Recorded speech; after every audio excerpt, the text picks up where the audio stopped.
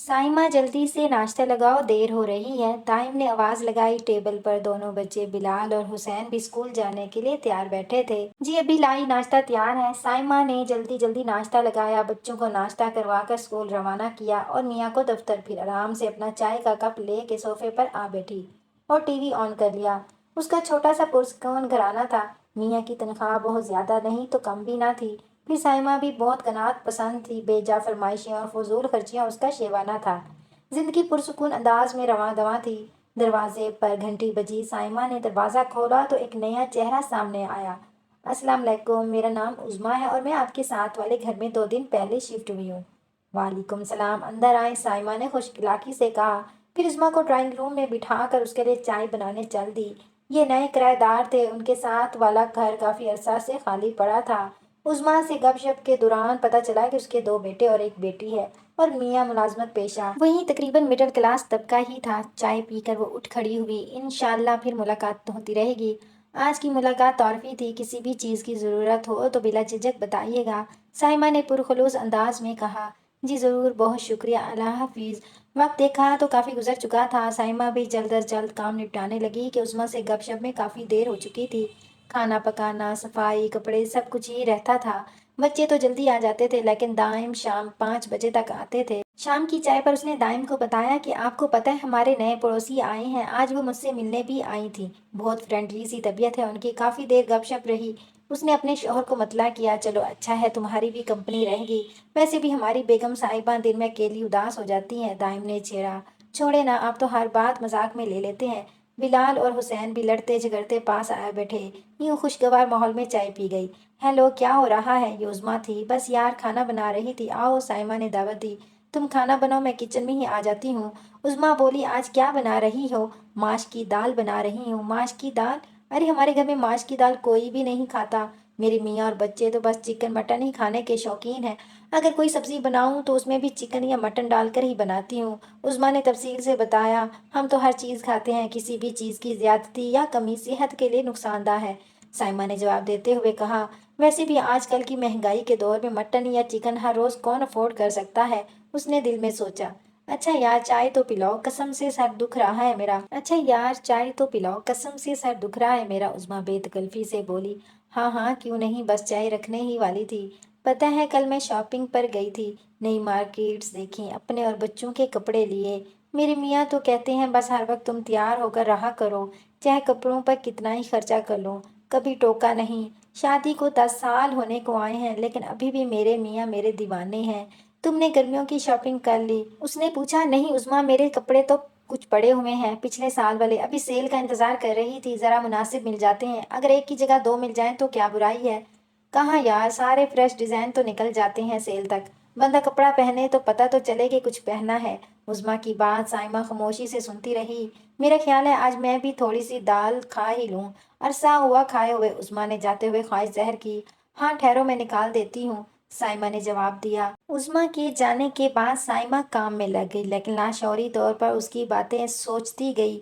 आजकल की महंगाई में इस कदर अयाशियाँ कहाँ मुमकिन है?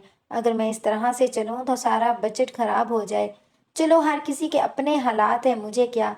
साइमा बहुत सादा तबीयत थी। घर मुनज़्ज़म तरीके से चला रही थी। वो कोशिश करती कि दाइम की महदूद तनख्वाह में घर की तमाम ज़रूरियात बाकदर एहसन पूरी हो। खाने पीने का मेन्यू इस तरह तरतीब दिया हुआ था कि सब्जी, दाल, गोश्त, चावल, हर चीज़ बारी बारी बन जाए। घर की डेकोरेशन भी अच्छी थी। बारी बारी ने एक एक चीज़ खरीद कर घर को खूबसूरती से सेट किया हुआ था। कपड़े जूते भी थोड़ा सा सब्र करके मौसम के मुताबिक शुरू किया, बल्कि आखिर में ले लेती ताकि सबके कपड़े आ जाए और अगला मौसम आने पर वो निकाल कर पहन लेती। फिर थोड़ा सा सब्र कर लेती। इस तरह कभी भी वो लोग मकरूज ना हुए थे, बल्कि छोटी छोटी सी बचतें और समझदारी से एक बड़ी चीज़ खरीद लेते या बचत की मद में डाल देते।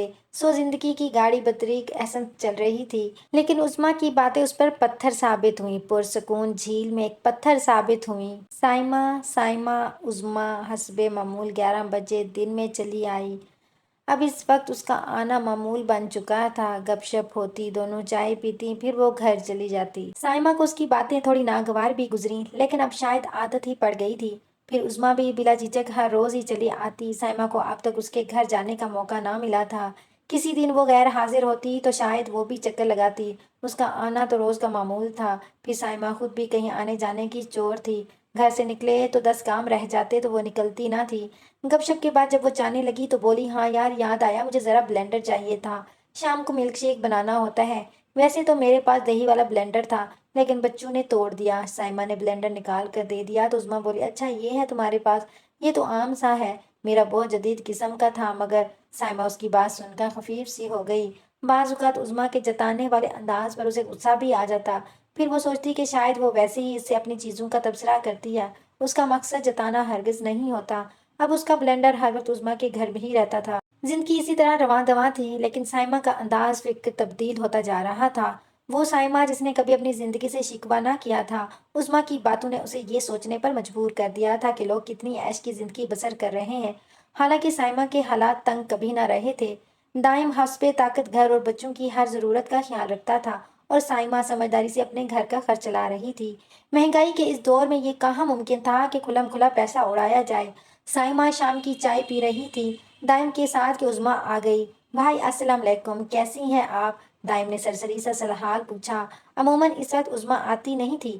سائمہ کو حیرت ہوئی۔ دائم اٹھ کر باہر چلا گیا تو عظمیٰ نے حسب عادت اپنا مداح بیان کیا جس میں پھر شیخی کا عنصر نمایاں تھا۔ سائمہ تمہارے پاس پرپل کلر کا جوتا ہوگا۔ دراصل یار آج میرے بڑے بیٹے کی سالگرہ ہے اور بچے KFC جانے کی ضد کر رہے ہیں اور میاں صاحب کی فرمائش ہے کہ میں پرپل کلر کی ساڑی پہنوں تو میرے پاس میچنگ جوتا نہیں تھا، سوچا تم سے پتہ کر لوں۔ سائمہ کے پاس جو موجود تھا اس نے نکال کر دے دیا۔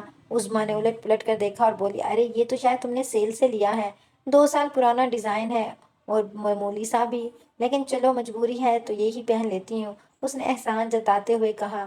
دائم مجھے کچھ کپڑے خریدنے ہیں، سائمہ نے دائم سے کہا۔ ہاں ہاں کیوں نہیں، کسی وقت چلیں گے مارکیٹ اور لے لینا اپنی پسند کے، دائم نے جواب دیا۔ سائمہ نے سوچا اس دفعہ جی بھر کے شاپنگ کروں گی، ساری بچت اور سمجھداری کا ٹھیکہ میں نے ہی لے رکھا ہے۔